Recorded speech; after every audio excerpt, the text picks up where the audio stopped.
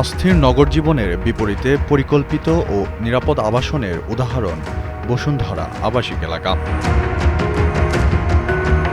আধুনিক সুযোগ সুবিধা আর পরিচ্ছন্ন পরিবেশে স্বস্তিতে আছেন এখানকার বাসিন্দারা। তাদের মতে এমন সুশৃঙ্খল আবাসনই দিয়েছে আধুনিক জীবনযাত্রা। বসুন্ধরায় থাকা হয় মনে হয় যে এটা একটা সিকিউরিটি এলাকা, যেখানে থাকলে এক্সট্রা কোনো হ্যাসেল নাই, যেটা অন্যান্য এলাকায় হয়ে থাকে। সিটি কর্পোরেশনের আন্ডারে যেগুলো এলাকা দেখেছি প্রত্যেকটাই খুব বেশি যে ভালো দেখেছি বা গুছানো দেখেছি ব্যাপারটা তা না।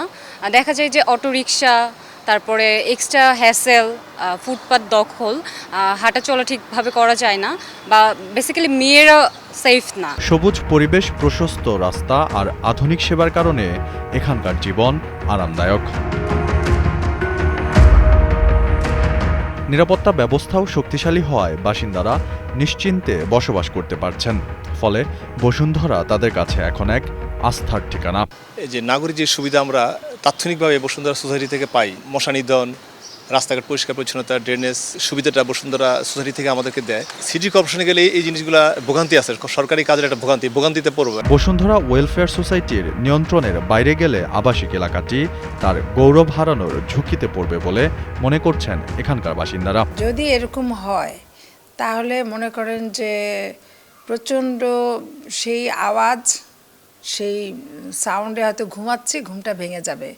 এই মাছ এই মানে ডাকাডাকি, তারপরে সেই রিক্সা যেটা বলেন, তো সেগুলো এখানে ঢুকলে মনে করেন সেই মানে আমি এখন এটা কি বলবো, সে তো মানে পুরান ঢাকার অবস্থা হয়ে যাবে। এই পরিবেশের জন্য এখানে আসা, যে নিরিবিলি পরিবেশ।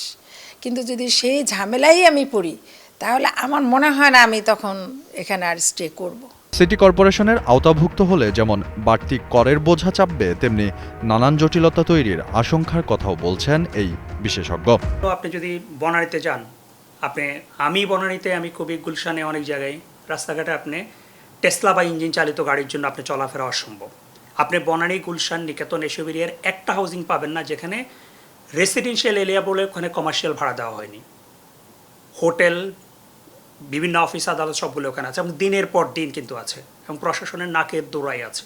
সুতরাং আমার প্রশাসন এগুলো ম্যানেজ করতে পারে না। রাস্তাঘাটের ব্যবস্থাপনা ঠিক নেই। সরকারি টেন্ডারের জন্য আমাকে ওয়েট করতে হবে, সরকার কখন রাস্তা ঠিক করবে না। আমার কোনো সেবা ইমিডিয়েট, আমার বিদ্যুতের দরকার হলে কোনো কারণে আমাকে ওয়েট করতে হয় তাদের জন্য, যেটা লম্বা সময় লাগে। সুতরাং গুলশান বনানীর মতো জায়গায় যদি সরকারি সেবাগুলো নিশ্চিত করতে না পারে, আমি ধরে নিচ্ছি যে এখানেও এর থেকে বরং আরও খারাপ অবস্থা হবে যদি সরকারের ব্যবস্থাপনা যায়। তা আমি মনে করি যেভাবে বসুন্ধরা চলছে, এটা বরং আমাদের বেসরকারি খাতে একটা হাউজিং চলার সক্ষমতাই প্রমাণ করে। আইনবিদরা বলছেন, বিশ্বের বিভিন্ন দেশের মতো বাংলাদেশেও রয়েছে বেসরকারি আবাসন ব্যবস্থার বৈধতা। বাংলাদেশের টাউন ইমপ্রুভমেন্ট অ্যাক্ট 1953 ও আবাসন সংক্রান্ত বিধিমালার আওতায় অনুমোদিত বেসরকারি আবাসন পরিচালনার সুযোগ রয়েছে। মাহদি হাসান, কালের কণ্ঠ, ঢাকা।